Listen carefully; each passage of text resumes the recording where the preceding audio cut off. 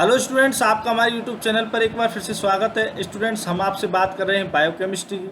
और बायोकेमिस्ट्री में हमारा जो चैप्टर चल रहा है वो लिपिड्स चल रहा है। तो अगर आपने हमारे यूट्यूब चैनल को अभी तक सब्सक्राइब नहीं किया है तो प्लीज़ इसे सब्सक्राइब कर लीजिए। और हम चलते हैं हमारे टॉपिक की तरफ। हमारा आज का टॉपिक है वो फंक्शंस ऑफ फॉस्फोलिपिड्स की बात कर लेते हैं। पिछला जो हमारा लेक्चर था वो क्लासिफिकेशन ऑफ फॉस्फोलिपिड्स का था। तब हमने थोड़ा सा स्पिंगोमाइलिन्स के बारे में अच्छी तरीके से बात नहीं की थी, जिसकी अब हम बात कर लेते हैं। Sphingosine is an amino alcohol present in sphingomyelins sphingophospholipid they do not contain glycerol at all.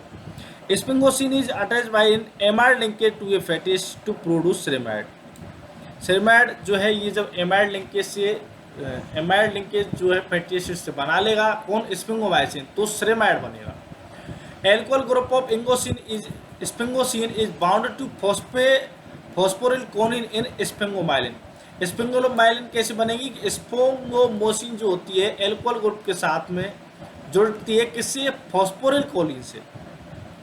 Alcohol और स्पिंगोसिन जो होती हैं वो फॉस्फोरिल कोलिन से जुड़ करके स्पिंगोमाइलिन बनाती है। और स्पिंगोमाइलिन जो होती हैं वो क्या होती हैं? वो इम्पोर्टेंट कॉन्स्टिट्यूएंट है माइलिन का। And rare found in good quantity, थोड़ा बहुत पाया जाता है ब्रेन और नर्वस टिश्यू में। सेरेमाइड की बात करते हैं तो ये सेकंड मैसेंजर है किसका?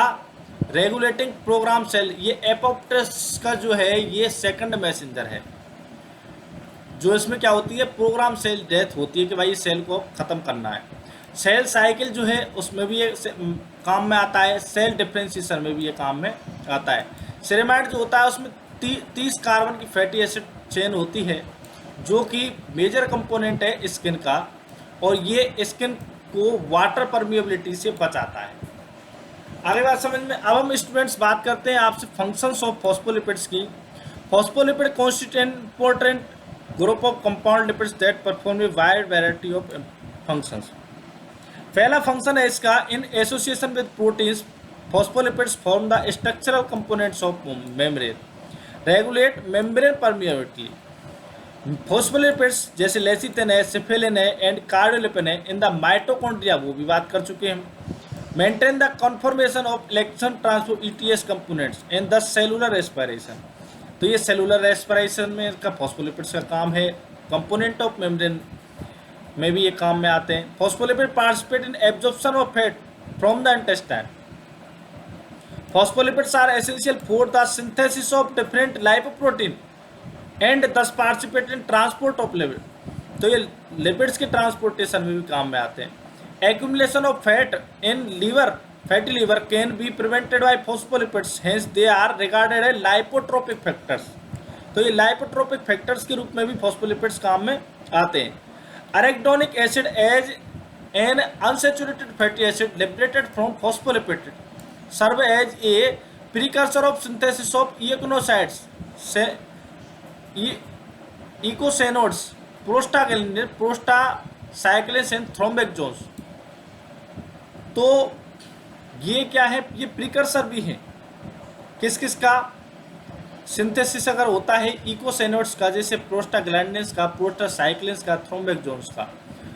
फॉस्फोलिपिड्स जो है वो पार्ट करते हैं रिवर्स कोलेस्ट्रॉल ट्रांसपोर्ट में and this help in the removal of cholesterol from the body.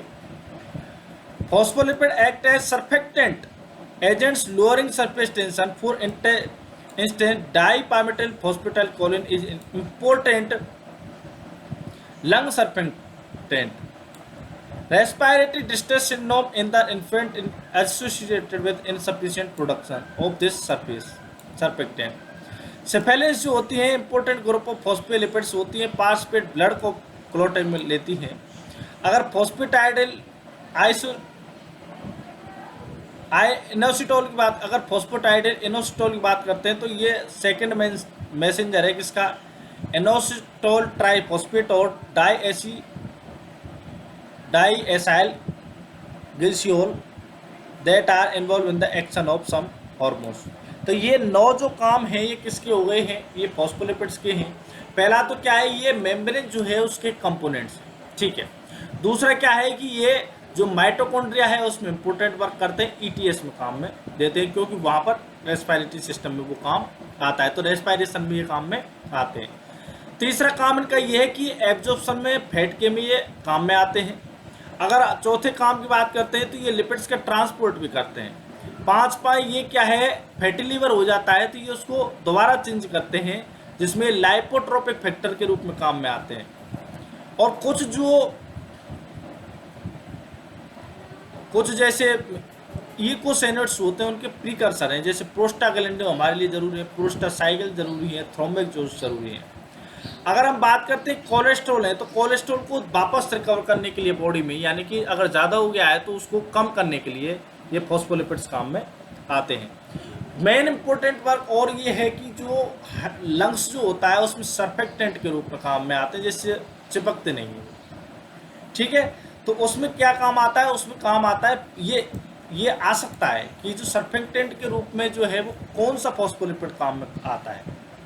तो आप कह देंगे, आपको चिंता करने वाली बात नहीं है, आप कह देंगे कि सर ने बताया डाइपामिटोल फॉस्फोटाइडिल कोलिन जो है वो इसमें काम में आता है।